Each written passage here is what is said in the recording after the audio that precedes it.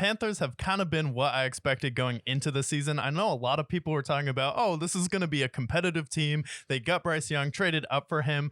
Maybe one of the dumbest decisions you've made, because you gave away your first round pick next year to the Chicago Bears, thinking you're getting your quarterback. And while I'm not going to say Bryce Young is a bust, simply because you made Miles Sanders the highest paid running back as far as free agency. He was the only guy who got a bag. Then you have Chuba Hubbard there. I was just like, I don't see any tight ends around him. I know Hayden Hurst is a nice tight end. He made some good plays for the Bengals, but that's also with Tyler Boyd, Trent Irwin, Jamar Chase, T. Higgins, Joe Mixon there. So he was really the sixth option for Joe Burrow. And then especially with Samaje Perine, he was also a third down guy. So I'm like, is Hayden Hurst going to change your world? No.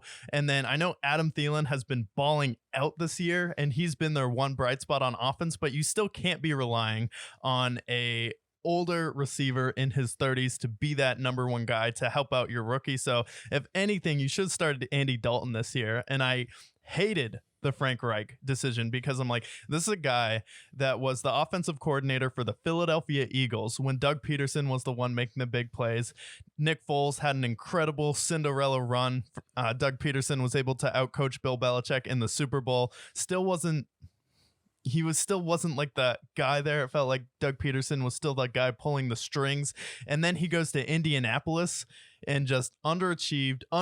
It seemed like that defense was always one of the most talented defenses in the league. They underperformed consistently. And then everyone blamed Carson Wentz for that Jacksonville Jaguars game. Everyone said it was his fault. He's the guy who needs to step up. And then the next year, it's like probably not the case with the Indianapolis Colts. And then they continue to underachieve. You can even see with Shane Steichen how he's a better head coach than Frank Reich was. And then you just hire a guy as soon as he gets fired. I feel like hiring a coach as soon as they move on, I'm like, you should just take a year, step back, retool, and then get another job. I don't like giving a guy who failed at another franchise another shot immediately, especially when he's proven he can't rebuild a team, which is what he was supposed to do in Indianapolis. He couldn't find his quarterback. And then you had all these expectations for the Carolina Panthers on Frank Reich. I always thought he was underwhelming. We watched the Hard Knocks, and with him and Dan Campbell just overwhelmed him in that interaction. And then we watched the Colts in-season Hard Knock, and we couldn't even finish it because Frank Reich was so boring. Yeah, exactly. And one thing I don't like about the Panthers, and we've talked about this trade a lot, but I do think it's going to go down as one of the worst draft trades because of the fact that you moved up to number one, which I understand. You want a quarterback, so I get that, especially with the big three between him, AR, and CJ Stroud being the guys in the mix, and you knew that they were all going to go top five most likely. So I understand trading up for the number one pick as a team that desperately needed a quarterback, but don't trade away his number one receiver, especially when you have someone like Brian Burns, who's on an expiring contract, who you're not going to pay most likely. Brian Burns, you could have easily packaged him there. You could have packaged some other talent there. And then losing that first round pick this year is going to desperately hurt them, because this is a team that could definitely use, whether it be a Marvin Harrison Jr., who they could have drafted, or whether it's an offensive lineman or whoever it might be.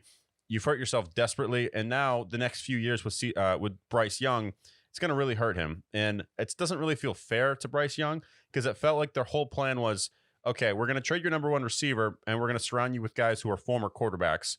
Frank Reich, and then they have Josh McCown in there as well to kind of help him groom a little bit. But at the end of the day, like, you need weapons and you need help at the end of the day. Look at all of the Super Bowl contenders and what they all have in common. They all have weapons, and trading away someone like DJ Moore, who has excelled in Chicago, big loss on their part. Yeah, it's a big loss on their part. And then at the end of the day, you look at it, I get wanting to have an offensive head coach, but don't get a guy who just failed in Indianapolis. Exactly. And then he came from Philadelphia, goes to Indy, fails there, underachieves consistently with the Colts. Shane Steichen already looks like a better head coach than him.